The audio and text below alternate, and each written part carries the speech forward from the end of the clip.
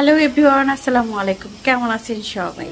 আমি এখন বাজে প্রায় 2টা, মানে পৌনে 2টা। এখন খাচ্ছি সকালের চা, মানে দুধ চাটা। দুধ চা আমি 11টা থেকে 12টার ভিতরে খাই।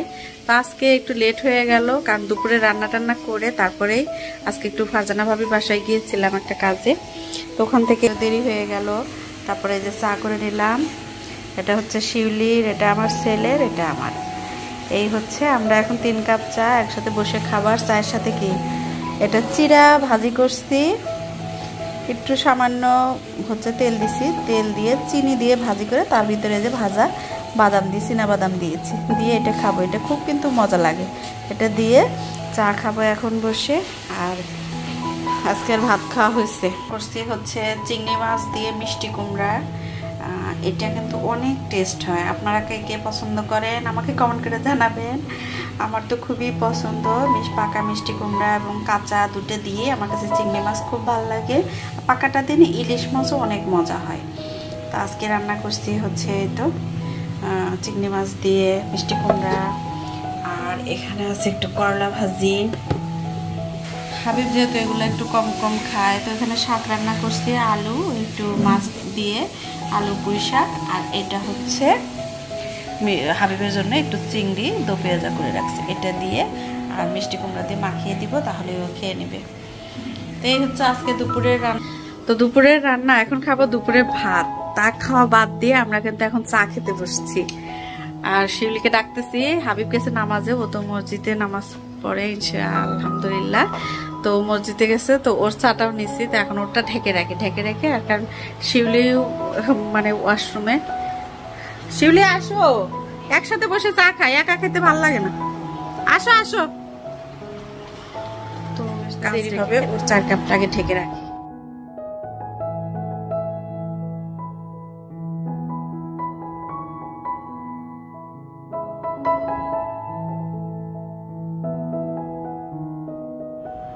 এই পাশে যে আমার বেলকনিতে গাছ আছে, এটা আপনাদের সাথে শেয়ার করা হয় না, কারণ এই পাশে না ওইভাবে আমি আসাই হয় না। তো ভাবলাম যে আজকে এসে দেখি যে শিউলি প্রতিদিন তো পানি দেয়, তো কদিন ধরে একটু অন্যমনস্ক, গাছে পানিও নাই, দেখেন কি অবস্থা হয়ে আছে। আর একটা জিনিস সেটা হচ্ছে, তো দুপুরবেলা দেখেছি মানে 3টার দিকে, এই জন্য গাছে পানি দিইনি, যে সন্ধ্যার পরে দিব। রোদে তো পানি দিলে গাছের জন্য খারাপ। তো আমার এই টবটা খেয়াল করছেন, দেখেন টবটা কিন্তু কি সুন্দর করে ভেঙে গেছে। তার মানে এই যে আলু বলে না, এটা কি লিলিটা ফুটবে, লাল রঙের একটা লিলি গাছ, ফুলটার নাম যেন কি। তো ফুলগুলা ফুটার জন্য পাতাগুলো আজকে ছেটে দিচ্ছি। তো ছেটে দিয়ে মোটামুটি রাখছি, সন্ধ্যা হলে গাছে পানি দিয়ে দিব। এটা ছিল হচ্ছে আমরা বলতে গ্রামের রসুন ফুল, যেটা সাদা সেই ফুলের, এটারও পাতা ছেটে দিছি। এখন ফুলের সময় ফুল হবে, পাতা থাকলে ফুল হতে চায় না, যেহেতু টবে মাটি কম। আর এগুলো সব অর্কিড, কিভাবে শুকিয়ে শুকিয়ে আসছে এগুলো, মানে 2 দিন পানি না দিলে যে অবস্থা। তো এই গাছগুলোর অবস্থা একটু দেখায় আপনাদের।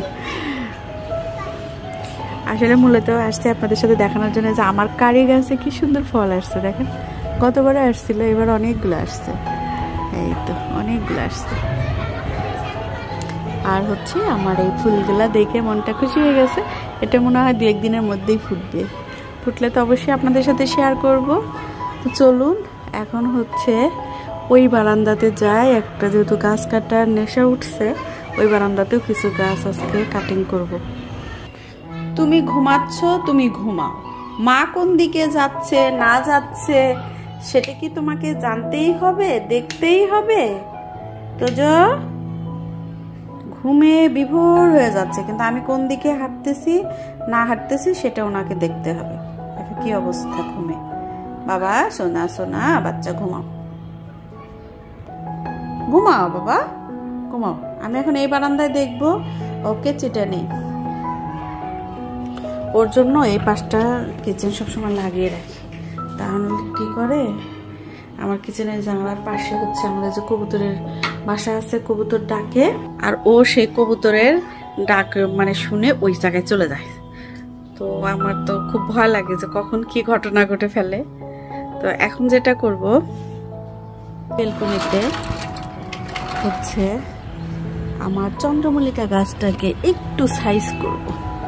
তো এই গাছ সাইজ করতে করতেই ভাবলাম আপনাদের সাথে কিছু গল্প করি, যেহেতু আজকে আমার ভিডিওটা করা হয়নি। অন্যান্য আজকে ওই যে বললাম 4টা লাগিয়েছিলাম, তো এই জন্য এই তো কি অবস্থা হয়ে আছে।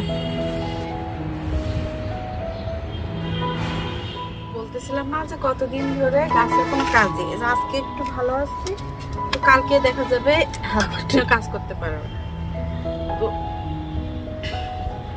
ফুলগুলো অনেকগুলো এরকম একদম নষ্ট হয়ে আছে, তো ফুলগুলো আস্তে আস্তে দেখে দেখে কাটতে হয়, কারণ প্রচুর কুড়ি থাকে, তো সেই কুড়িগুলো যেন নষ্ট না হয়।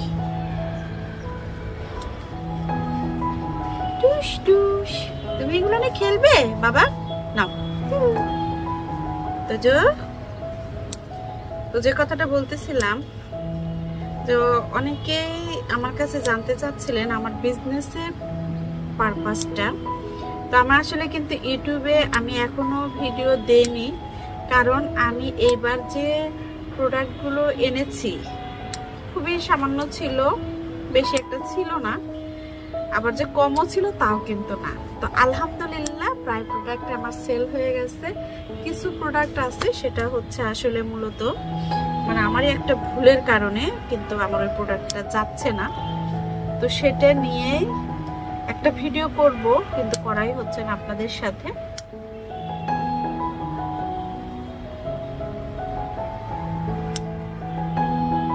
কারণ আমরা যারা হাউস ওয়াইফ আর দেশের পরিস্থিতি বা সবকিছু মিলিয়ে আমাদের সন্তান সংসার সব মিলিয়ে কিন্তু এখন একা ইনকাম দিয়ে আসলে সংসারটা সুন্দরভাবে চালানো একটু কষ্ট করি, তাই না?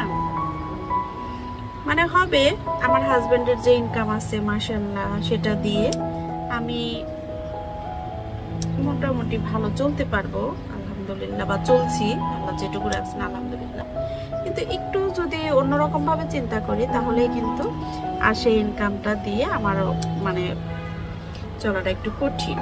যেহেতু দেখেন 2টা মেয়ে দেশের বাইরে পড়ালেখা করা, আবার ছেলেটাও বড় হচ্ছে, তো সেখান থেকেই কিন্তু আমি ডিসিশন নিয়েছিলাম যে একটা কিছু করব। তো আলহামদুলিল্লাহ আল্লাহ আমাকে সাপোর্ট করেছেন এবং আপনাদের দোয়া ভালোবাসায় কিন্তু প্রথম যে টার্গেটটা আমি কিন্তু ফিল আপ করতে পেরেছি। তো আমার আসো বাবা, যে যে তুমি ভয় পেয়ে গেছো, আসো এই যে।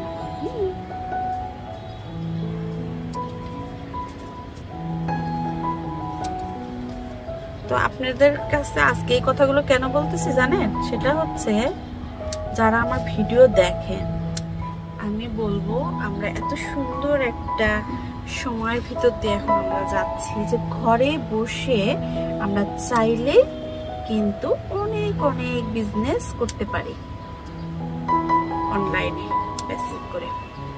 একটু স্কিল বাড়ানো আর নিজেকে একটু তৈরি করা, ফ্যামিলির সাপোর্ট প্লাস সবকিছু মিলিয়ে আমরা চাইলে কিন্তু ঘরে বসে সুন্দরভাবে কিছু আর্নিং করতে পারি। আমরা মহিলারা যারা আছি, যারা মানে হাউস ওয়াইফ, তাদের কথা বলতেছি আমি।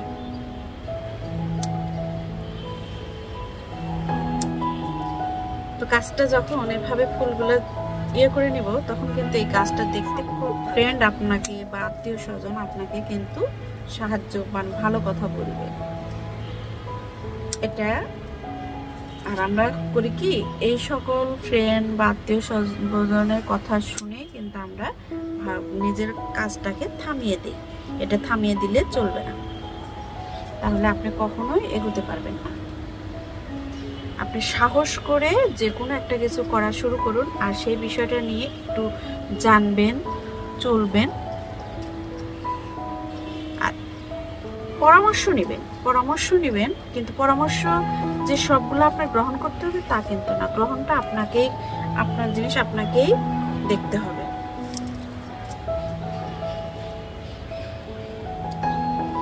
এই ব্যাপারে আজকে আপনাদের সাথে একজনের কথা বলি, সেটা হচ্ছে দীপা, লাইফস্টাইল অফ দীপার কথা বলবো। কারণ ওই দীপার কিন্তু উৎসাহে আজ আমি এত দূর এবং নিজেকে নিয়ে ভাবতে বা নিজেকে বিজনেসে দাঁড় করানোর চেষ্টা কিন্তু করার যে সাহসটা সেটা কিন্তু আমি পেয়েছি।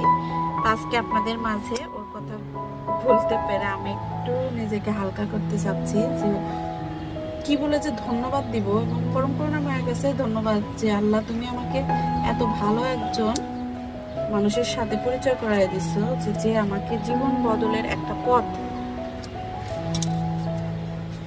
সে সাহায্য করতেছে আমাকে, আলহামদুলিল্লাহ। তো এই ছিল আজকের কথা, মেসেজটা এটাই দিলাম যে যেহেতু ভিডিও করিনি ভাবলাম গাছগুলো পরিষ্কার করব। এরকম আপনার জীবনে চলার পথে যদি কখনো কোনো ফ্রেন্ড সার্কেল বা ধরেন কাউকে যদি আপনি মনে করেন যে এরকম আপনার জীবনে শুধু অসুন্দর তৈরি করতেছে, তাহলে তাকে এভাবে ছেলে কেটে ফেলে দিবেন, প্লাস পারলে পুড়িয়ে ফেলবেন, তার কোনো অবশিষ্ট আমি জীবনে রাখবো না। তাহলে দেখবেন আপনি ভালো থাকবেন, আপনার পরিবার ভালো থাকবে, আর আপনি ভালো থাকলে তো সবই ভালো, তাই না? তো সবাই ভালো থাকুন, সুস্থ থাকুন। আর এখন পর্যন্ত আমার ভিডিও যদি আপনি দেখে থাকেন তাহলে সব শেষে বলবো একটা ছোট্ট লাইক দিয়ে আমাকে হেল্প করবেন, আর আমার চ্যানেলকে সাবস্ক্রাইব করে পাশে থাকবেন। তো সবাই ভালো থাকুন, সুস্থ থাকুন। নেক্সট ব্লগ দেখার আমন্ত্রণ জানিয়ে আজকের মতো আমি হেলেন আপনাদের কাছ থেকে বিদায় নিচ্ছি। আল্লাহ হাফেজ। আমার এই ছোট্ট গাছগুলো থেকে